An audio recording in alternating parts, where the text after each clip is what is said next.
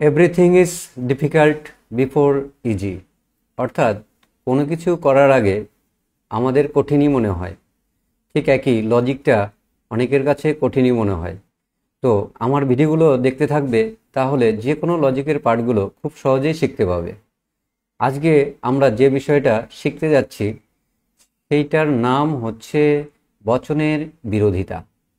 ঠিক আছে, সেটার নাম হচ্ছে বচনের বিরোধিতা।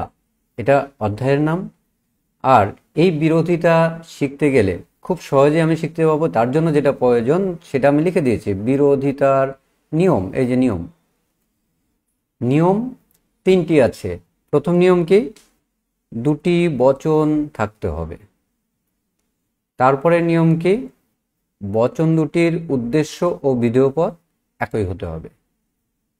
ঠিক আছে, আর তারপরে নিয়ম, এটা ভালো করে মনে রাখতে হবে, সেটা হচ্ছে বচন দুটির মধ্যে হয় গুণের পার্থক্য থাকতে হবে, না হয় পরিমাণের পার্থক্য থাকতে হবে, আর না হয় গুণ ও পরিমাণ উভয়ের পার্থক্য থাকতে হবে। এবার যদি জিজ্ঞাসা আসে যে গুণের পার্থক্য, পরিমাণের পার্থক্য, বিষয়গুলো বুঝতে পারছি না, তো একটু খেয়াল করে দেখো, যখন আমরা বচন শিখেছিলাম তখন বলা হয়ে থাকে গুণ ও পরিমাণ অনুসারে নিরপেক্ষ বচন 4 প্রকার। আবার এমনি বলা থাকে গুণ অনুসারে নিরপেক্ষ বচন 2 প্রকার, সদর্থক ও অনর্থক। পরিমাণ অনুসারে 2 প্রকার, সামান্য ও বিশেষ। এইটাই সেটা। চলো আজকে আমরা তাহলে, বচন হলো যে বচনের বিরোধিতা হচ্ছে, বচনের বিরোধিতা এটা এক প্রকার সম্বন্ধ। আর এই সম্বন্ধ হতে গেলে অন্তত দুইজনকে দরকার। তাই এখানে নিয়মে বলা আছে দুটি বচন থাকবে। তো কিভাবে বচনের বিরোধিতা করতে হয় এখন আমি তার আগে বচনের বিরোধিতার জন্য যে ছক তৈরি করা আছে সেই ছকটা, সাবেকি বিরোধিতার বর্গক্ষেত্র, সেটা আমি আঁকছি, নামগুলো লিখছি, তারপরে সম্বন্ধ দেখিয়ে দিচ্ছি।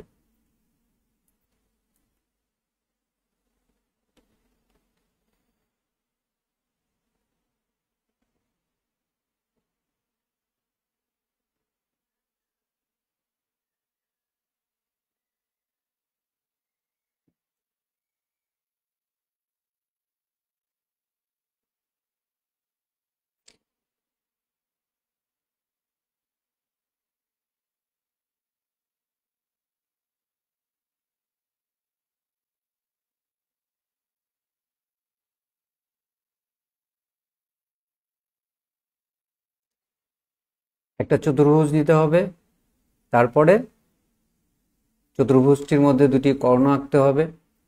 এবার চতুর্ভুজের যে চার কোণ আছে সেই চার কোণে আমাদের নাম দিতে হবে বিন্দুগুলোর।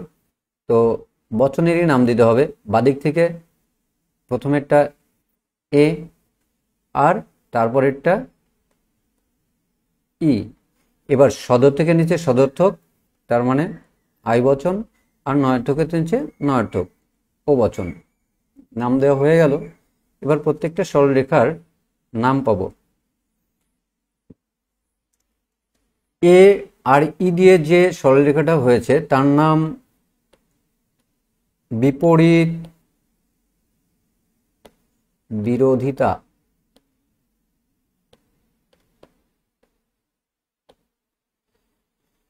আর আই এবং ও থেকে যে না, মানে যে সরলরেখা, তার নাম অধীন বিপরীত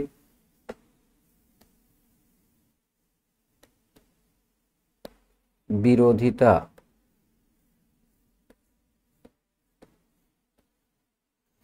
এবার ই আর ও, এটার নাম অসম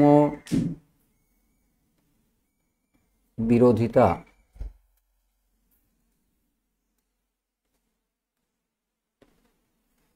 এ আই, এটার নামও অসম বিরোধিতা।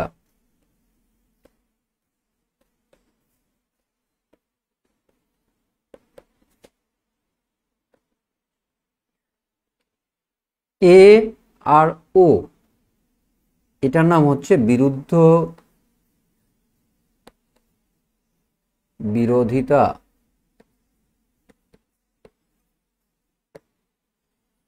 ই ই এবং আই, এটার নামও বিরুদ্ধ বিরোধিতা।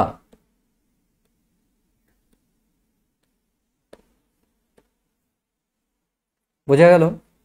তাহলে আমরা বিরোধিতা কয় প্রকার পেলাম?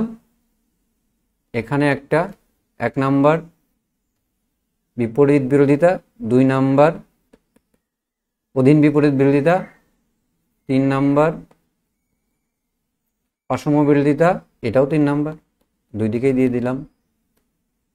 আর একটা 4 নাম্বার বিরুদ্ধ বিরোধিতা। এই ছকটা দরকার, আর আগের নিয়ম বলছি সেটা দরকার। এবার চলো একটা উদাহরণ দিয়ে দেখানো হোক। প্রশ্নে বলা থাকবে বচনগুলির মধ্যে বিরোধিতার সম্বন্ধ নির্ণয় করো। তো আমি একটা প্রশ্ন লিখছি।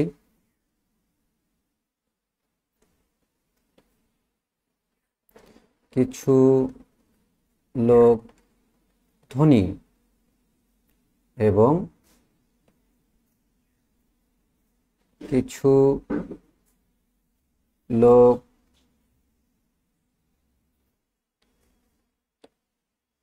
ধনী নয়।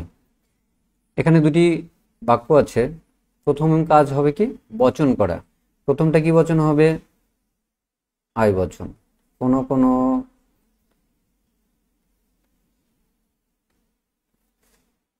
লোক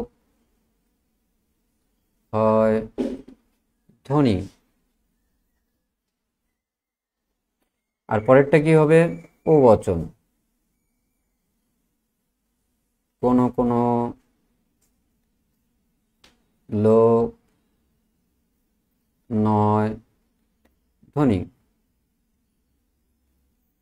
বচন হয়ে গেল।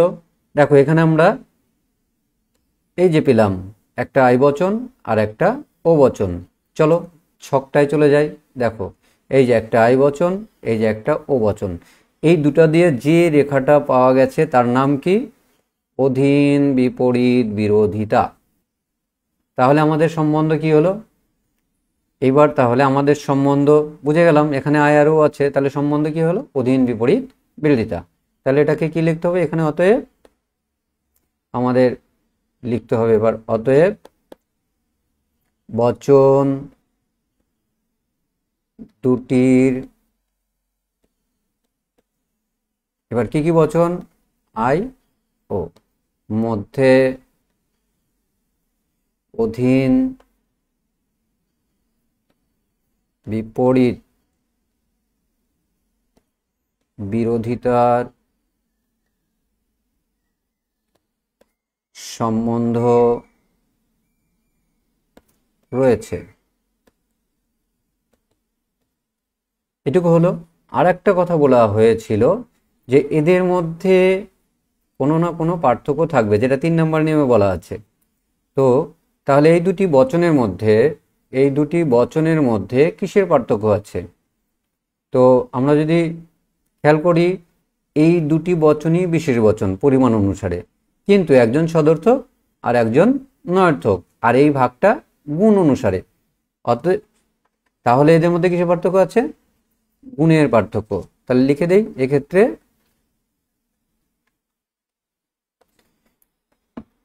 গুণের পার্থক্য রয়েছে। গুণের পার্থক্য রয়েছে। বোঝানো হলো, বিষয়টা বোঝা গেল। ঠিক এইভাবে আমাদের প্রশ্নগুলো থাকবে এবং আমরা বাকি এইভাবে বিরোধিতাগুলো নির্ণয় করতে পারবো। এতটাই সহজ এই বিষয়। ঠিক আছে, এটুকু দেখার জন্য ধন্যবাদ। এবং এ বিষয়ে যদি আরও জানতে চাও তাহলে আমি নেক্সট আর একটা ভিডিও করবো এর উপরে। আজকের মতো এটুকুই, ধন্যবাদ।